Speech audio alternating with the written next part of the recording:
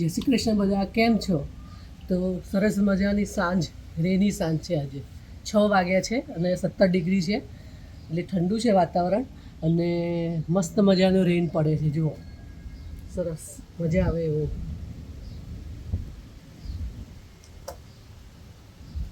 સરસ વાતાવરણ છે.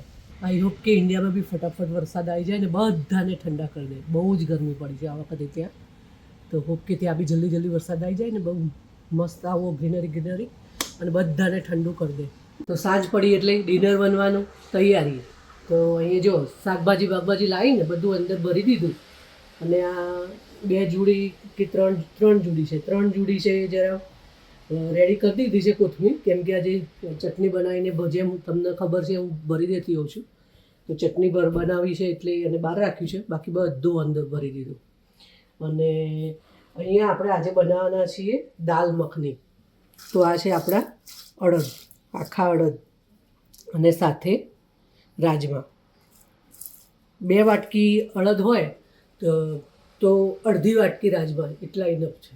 તો એ રીતે લેવાના અને એને ધોઈ અને જો તમે બધાએ કીધું હતું એ રીતે હું અંદર હવે છોડવામાં છે ને દાળ ભાત ને જે બધું ધોઈએ એનું પાણી હોય ને એ બધા હવે આમાં યુઝ કરતી હોઉં છું.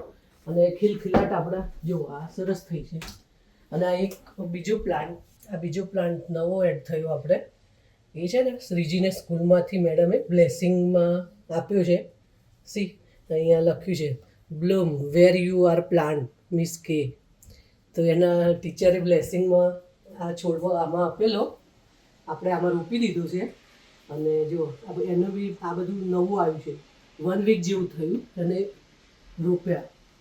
તો એ બી સરસ પોપડે. એનું નામ નહીં ખબર, તમને લોકોને ખબર હોય તો હજુ જરા કોમેન્ટ કરીને કે આને શું કહેવાનું, નામ નથી ખબર. તો શું નામ છે કોમેન્ટ કરીને જણાવજો. બાકી સરસ મજાનું થાય છે. અને આ પાણી આપણે એમાં હું ભરી દેતી હોઉં છું અને એને વાપરતી હોઉં છું. તો આપણે દાલ મખની અને જીરા રાઈસ બનાવવાનું સ્ટાર્ટ કરીએ. દાલ મખનીને છે ને ઓલવેઝ 4 થી 5 વખત ધોવાનું અડદનું, કેમ કે એકદમ બ્લેક હોય એટલે કલર બી એકદમ જ્યારે પછી બફાય ને આટલું 3-4 વખત ધોયું ને તો બી પાણી એકદમ બ્લેક જ થશે. તો બને એટલી વાર 3 થી 4 વખત વધારે વાર ધોઈ જ કાઢવાની. અને પછી એને અહીંયા મેં ઓલરેડી પાણી મૂકી દીધું છે, એમાં આપણે એડ કરી દઈએ અને મીઠું, ચપટી મીઠું નાખીશું અને 5 સીટીઓ વગાડવાની છે. તો 5 સીટી વગાડી દઈએ. અને આ બાજુ મેં રાઈસ ઓસાવા મૂક્યા છે, કેમ કે દાલ મખની અને જીરા રાઈસનો પ્લાન છે. તો રાઈસ માટે અહીંયા હું ઓસાવા માટે પાણી મૂક્યું છે, ઉકળશે પછી આપણે રાઈસ નાખીશું. તો મળું બંને જ્યારે બાફીને રેડી થઈ જાય એટલે. તો અહીંયા આપણા રાઈસ બી બોઇલ થઈ ગયા છે, એને આપણે પછી જીરામાં એ કરી સોતે કરીએ. એ પહેલાં આપણે અહીંયા બનાવી દઈએ આપણી દાળ પહેલાં સૌથી. તો અહીંયા આપણી દાલ મખની જો દાળ બરાબર અડદ જે છે એ ચડી ગયા છે. અડદને તમારે 4 થી 5 કલાક માટે એને બોળી રાખવાના. જો આખી રાત તમે બોળી રાખો ને પલાળી દો ને તો બેસ્ટ. ટાઈમ ના હોય તો 4 કલાક તો જોઈએ જ, કેમ કે આ છે ને ચડવામાં થોડી વાર લાગે.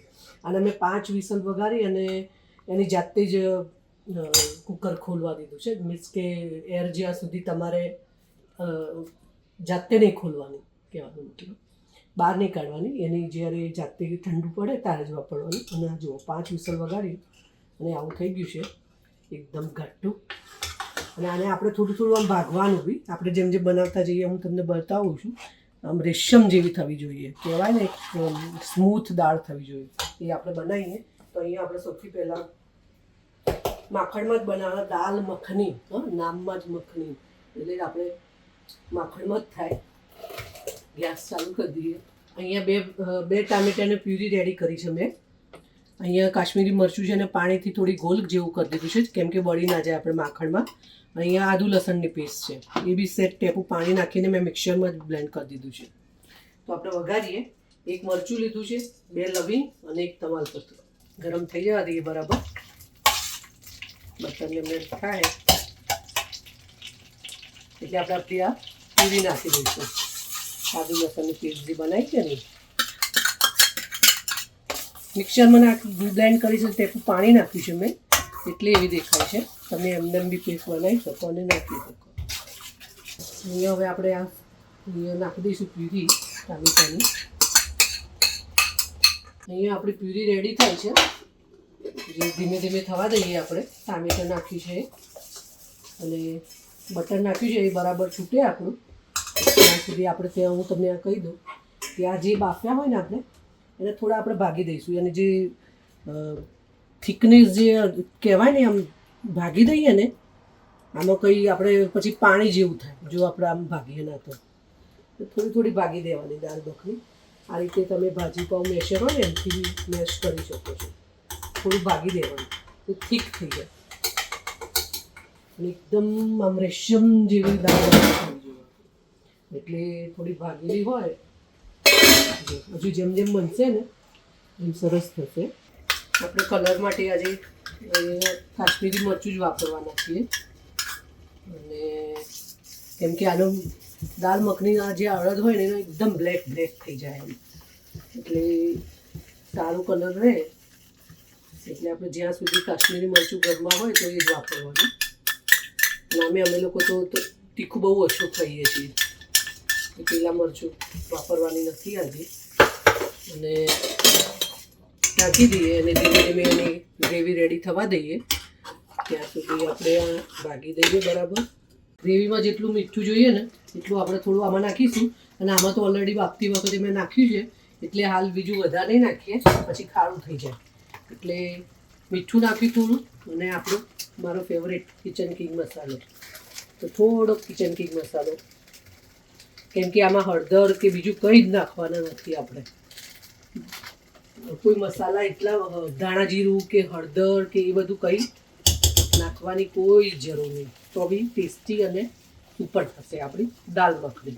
આપણી અહીંયા જે પ્યુરી બનાવવાની હતી જે ગ્રેવી એ બધું રેડી થઈ ગયું છે. જો તમે જોશો તો ખબર પડશે કે ગ્રેવી રેડી થઈ ગઈ છે. આ સ્ટેજ પર આપણે હવે નાખી દઈશું અંદર અડદ.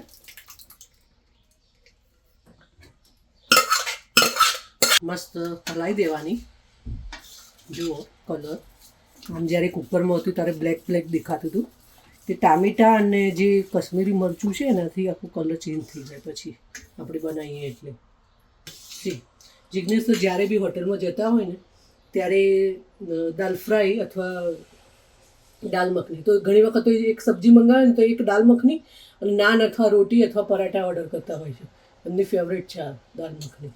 આજે એમનો વારો છે તો આમાં બહુ બધું બટર નાખવાનું હોય. મેં ઓછું વાપર્યું છે પણ બને તો 1-2 ચમચા હજુ બી નાખી શકો તમે પણ હું નથી નાખવાની.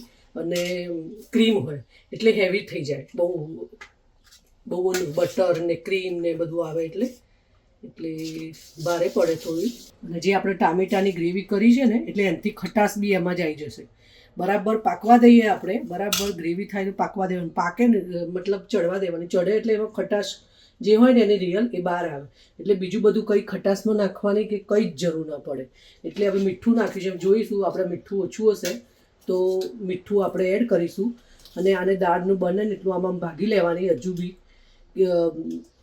એકદમ કહેવાય ને સ્મૂથ બની જાય એવી કદાચ. જો કે થિકનેસ થઈ ગઈ છે આપણે તો કેમ કે આપણે પેલું મેશર હતું એનાથી મેશ કરી દીધી છે પહેલાં જ. એટલે તો જો આવી સરસ થવી જોઈએ થિકનેસ પકડાવી જુઓ કહેવાનો મતલબ. હવે આ સ્ટેજ ઉપર તમને એવું લાગે કંઈ ઓછું મીઠું છે કે મરચું છે કે જે તમારે નાખવું હોય નાખવાનું. અને આગળ દાલ મખની છે ને પકાવવાની જ કળા છે. 15 થી 20 મિનિટ સુધી ધીમા તાપ પર આપણે થવા દેવાની. તો હવે આપણે કંઈ જ નહીં કરીએ ધીમું કરી દીધું છે અને થવા દઈશું. અહીં જુઓ અમારું વેધર પાછું ત્યાં આપણી દાલ મખની પાકે છે એને ધીમે ધીમે એકદમ ધીમા તાપે મૂકી છે તો થાય છે. ત્યાં સુધી હું તમને વેધર બતાવું. જુઓ હમણાં કેવો એકદમ એવું લાગતું હતું કે આપણે ઇન્ડિયા એવું કહીએ કે હેલી કરી એવું લાગતું હતું. અને અત્યારે જુઓ અહીં અમારું કેનેડાનું વેધર છે ને એ એકદમ નોટી છે. થોડીક વારમાં કંઈક ત્રણેય ઋતુ ઘણી વખતે એક જ દિવસ જોવા મળતી હોય છે અહીંયા. અત્યારે નોટી કહું છું ઘરે છું એટલે પણ બહાર નીકળ્યા હોય ને રેન આવી જાય ને કોઈ વખત એટલી ઠંડી અચાનક લાગે તો એ વખતે બહુ ગુસ્સો આવે પછી. પણ આવું ચેન્જ થતું રહે છે એમ વેધર. જોઈ લો હવે તડકો અત્યારે લગભગ કેટલા 6:30 જેવું થયું છે કે એની આસપાસ એક્ઝેક્ટ ખબર નથી. તો જો ચેન્જ થઈ ગયું આખું માહોલ. થોડું ઘી લઈશું. આપણું રેડી થઈ ગઈ છે દાલ મખની ઓલમોસ્ટ. થોડું ઘી લઈશું આપણે. હવે છેલ્લો વઘાર કરી દઈએ જીરાનું. મસ્ત સ્મેલ આવે. ઘી ગરમ થઈ જાય એટલે જીરું નાખવાનું થોડું. આપણે જીરું નથી નાખ્યું પહેલાં. થોડું જીરું નાખવાનું, સોતે થવા દેવાનું. ચપટી હિંગ નાખીએ આપણે અને થોડીક કસૂરી મેથી આમાં જ નાખી દઈશું. કસૂરી મેથી અંદર સતળાશે ને એટલે એની સ્મેલ બહુ સરસ આવશે આપણને. એટલે આ છેલ્લે જરા આપણે વઘાર કરી દેવાનો ફરીથી, એકદમ ફ્રેશ થઈ જાય. સ્મેલ મતલબ જે લીલી સ્મેલ આવે ને એવી સ્મેલ આવવા લાગી છે. તો હવે આપણે આમાં વઘાર કરી દઈએ.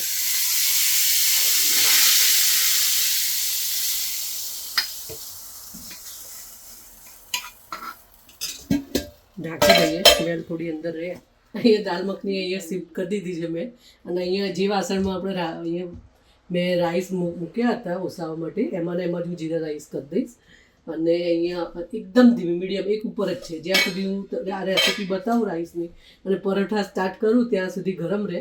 પણ વચમાં આપણે જોવાનું કે ચોંટી ના જાય. મૂકીને પછી ભૂલી નહીં જવાનું, નહીં તો પછી નીચે ચોંટી જાય. તો અહીંયા ચાલુ છે. અહીંયા બી આપણે આપણો ગેસ ચાલુ કરી દઈએ અને જીરા રાઈસ માટે નાખી દઈએ આપણે ઘી. ઘી આપણું ગરમ થઈ ગયું. અંદર નાખી દઈએ જીરું. જીરું ફૂટવા દેવાનું બરાબર અને એમ બ્રાઉન થવા દેવાનું, ઉતાવળ નહીં કરવાનું. થઈ ગયું છે. નાખી દેવાના રાઈસ. રાઈસ આપણે જે પુલાવ માટે બોઇલ કરી અને જેવા ચડવા દઈએ ને એવા ચડવા દેવાના. દાળો છૂટો રહે, બહુ ગેસ જેવા નહીં કરી દેવાના. પછી તમને જેવું ગમતું હોય. તો આપણા જીરા રાઈસ બી અહીંયા રેડી છે. જીરા રાઈસ જ્યારે વઘારો ને ત્યારે એકદમ ફાસ્ટ રાખવાનું. અત્યારે બની ગયા છે એટલે બંને ગેસ આપણે અહીંયા હવે બંધ કરી દઉં છું. અને ફક્ત કોથમીર બાકી છે તો નાખી દઈએ. પાછળના જાડા બેટરા છે એટલે આપણે પહેલાં આમાં નાખી દઈએ દાળમાં. અને બીજું કે જ્યારે તમે દાલ મખની આજે બનાવીને એ જ દાલ મખની કાલે ખાશો ને તો આનો સ્વાદ છે ને આજ કરતાં કાલે સ્વાદ એનો બમણો લાગશે. તો ટ્રાય કરી જોજો.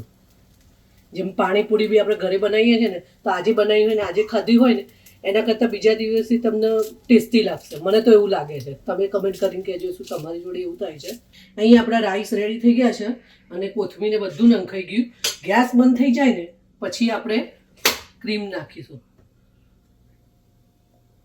કલર આખો આપણો ચેન્જ થઈ જશે.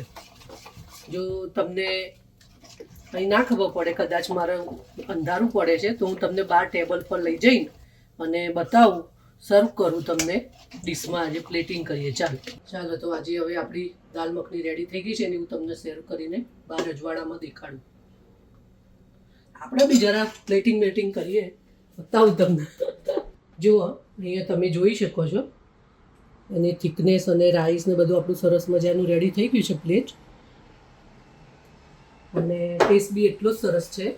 તો આજનો વિડીયો તમને કેવો લાગ્યો કોમેન્ટ કરીને જરા જણાવજો.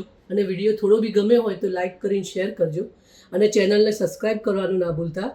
તો ફરી મળીશું નેક્સ્ટ વિડીયોમાં. ત્યાં સુધી બાય બાય.